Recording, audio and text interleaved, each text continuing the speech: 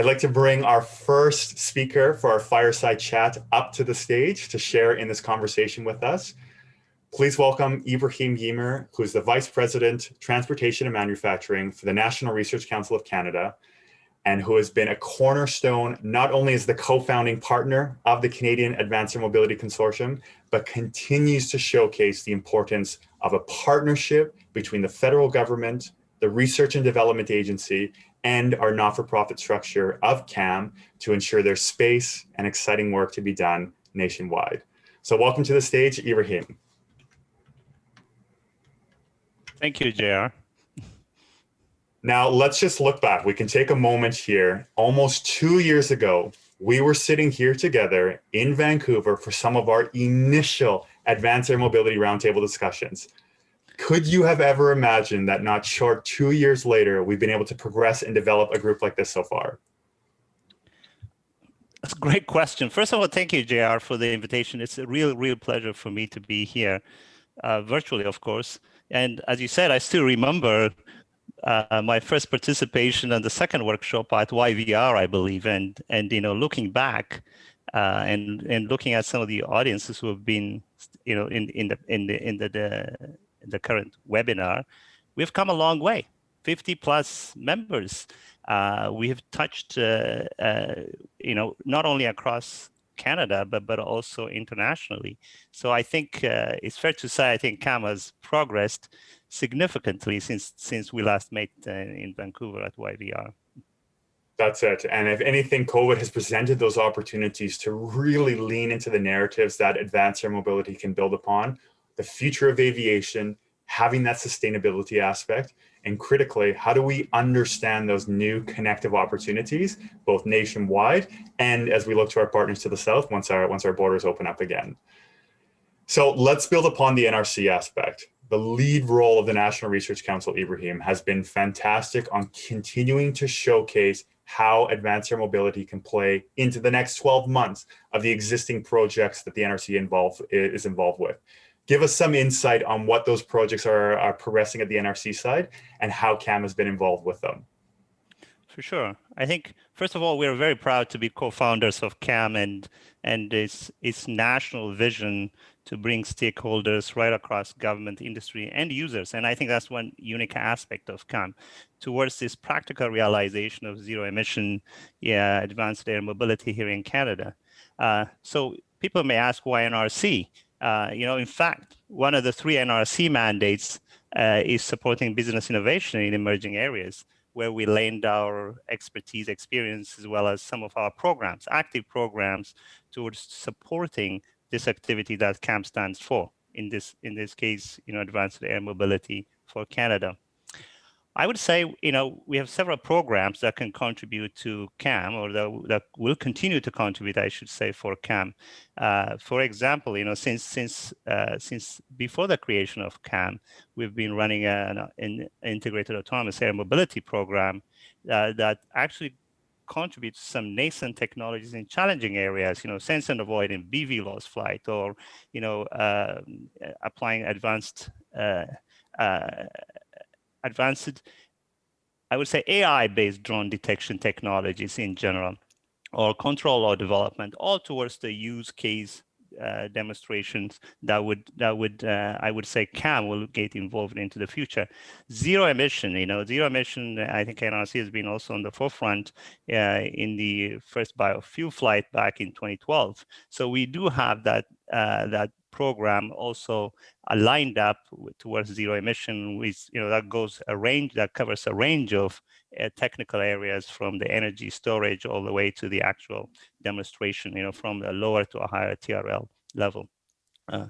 And finally, I would say, you know, when you look at NRC more broadly, beyond aerospace, we have a multidisciplinary capabilities that has a lot to offer in these cross-cutting areas that touch, you know, advanced air mobility. You know, AI I mentioned, or digital design, manufacturing, robotics, and we do have NRC IRAP, which some people may know from your audience here, but well known in Canada, with this vast network across Canada to support Canadian SMEs with funding and business advice that we can bring to bear. So overall, I think we as a member, as a co-founder of CAAM, we can bring about some capabilities, experience, relationships, linkages, connections to SMEs that will support its activity in realizing this vision you just talked about. That's it. And let's just build upon that importance. We know there's the national focus here in Canada, but one of the expertise, and this is what the partnership between CAAM and the National Research Council has been so advantageous, is tying into those existing international connections as well. You look at the NASA connections down in the United States, the DLR over in Germany, continued insight progressing this industry globally. How is that linking into NRC's existing work, knowing that it's going to be a global industry development and not something just Canada, US, or Germany specific? Mm-hmm. That's a great question. We've been around long enough. I think NRC is more than 100 years old, and in the aerospace side, almost 75 years now, and been involved into some of the earlier work. People may remember the Avro program that NRC Aerospace has been involved in the 70s. So that longevity, I think, gave us to become really a key member of the international aerospace R&D community to help really solve some critical issues facing aerospace. Aircraft icing can be a good example. So this global network of partners that we have, you mentioned DLR, NASA, which we're very proud of, we actually help us understand the future of aeronautical development. That includes advanced air mobility, zero emission flight. It helps us to form that common understanding of the technology gaps that we need to focus our attention for collectively. So, this long history of global partnership in recent past years, we've been also, in addition to that, we've been exploring new jurisdictions such as Dubai, Singapore, looking for best practices. What can we bring into CAAM based on our international linkages? And I think we can continue to support going into the future, I would say, in leveraging that, really. And I would say also probably that's one of the key reasons I think CAAM has attracted so many members internationally, is because it has a global vision. It's not just only Canada, right? Canada exists within the global community, and in the technology world, I think that global partnerships are absolutely critical. No one organization or no one country can pull this off. We all have to collaborate. That's it. And if anything that's become present in the advanced air mobility space, there is more than enough work for everybody to go around. Hence, trying to find those opportunities for the collaboration, engagement, and giving the experts the ability to do their best work. That's what we try to strive for and catalyze with CAAM as well. Now, your role uniquely, Ibrahim, plays on, yes, the transportation side that's giving the insight for the future of aviation, but let's build upon the manufacturing piece too. There are many facets that are going to unlock parallel paths coming from the ground transportation, coming from existing advanced manufacturing work that's going to help unlock the advanced mobility industry. Where do you see these pieces coming together, and how does the NRC continue to champion that work? Yeah, another great question. You're absolutely right. Once you go into the technology space, I think there are very, very clear gaps and challenges I think we need to resolve. Manufacturing is one area I think we can make huge advances. And I would say there are other areas as well. Noise. When you actually fly with these things with so many propellers, as you showed on the original video, and they are flying around neighborhoods or close to city areas. You need to understand the aerodynamic side of it when you fly close to urban environment. We need to understand the noise footprint. We need to understand the actual manufacturability of the actual structures, etc. And NRC has historically been we are endowed. It's a blessing and a curse in a way, but we're endowed with these facilities. We continue to advance, and I think that's where we come in. It is important. I think we use these facilities for the benefit of the industry without as efficiently as possible, and as we develop them. And I think that's where we come in. I know I recall the doing a fabulous collaboration with Bell in the Nexum program, where we're trying to characterize the noise footprint of one of the propellers. We already have a facility; you don't need to rebuild it. So come talk to us. We're a national asset, but we're open to international partnership, and I think it's important. I think we leverage that. And so let's build on that corporate side, because we know it has to be that collaboration, yes, with the R&D assets, yes, with the federal government of Canada, but critically bringing in industry. What does the NRC need from industry in order to progress this forward in Canada? That's another great question. NRC, we are a research and technology organization. We actually follow industry's direction, really where the need is, because we're really supporting business innovation. So really what the direction where the business takes is very important for us.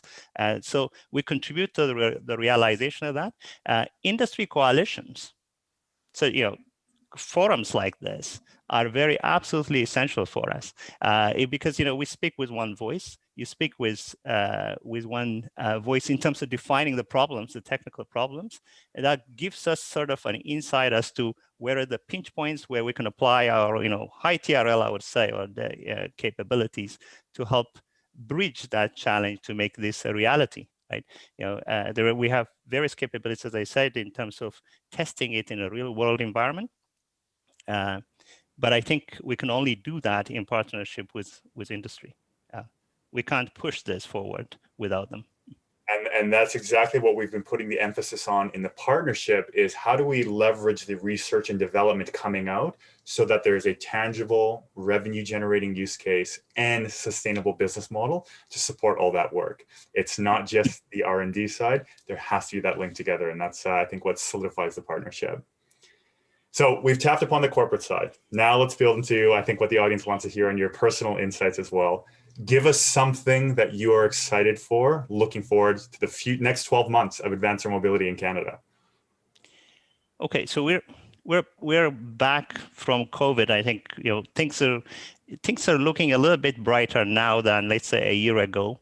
The aerospace sector is going through a big challenge as we come back. I mean, this is also an opportunity to really rebuild or get back on track in two things. One is we have to be very inclusive, and I'm really glad to see that. I think you have events including women in CAAM. You have to run those sort of workshops to be inclusive.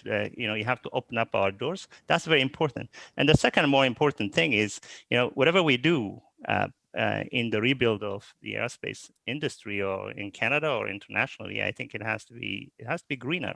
I mean, I think the writing is on the wall. And I think zero emission, in your opening remark, you mentioned zero emission advanced air mobility is key. So what I'm hoping for is, we get a little more tangible, large scale demonstration coming forward. Okay, in vertical takeoff is when it's on the lower side when it comes to energy density, or that I think will be realized first, and then you go into into the regional sort of demonstration platforms.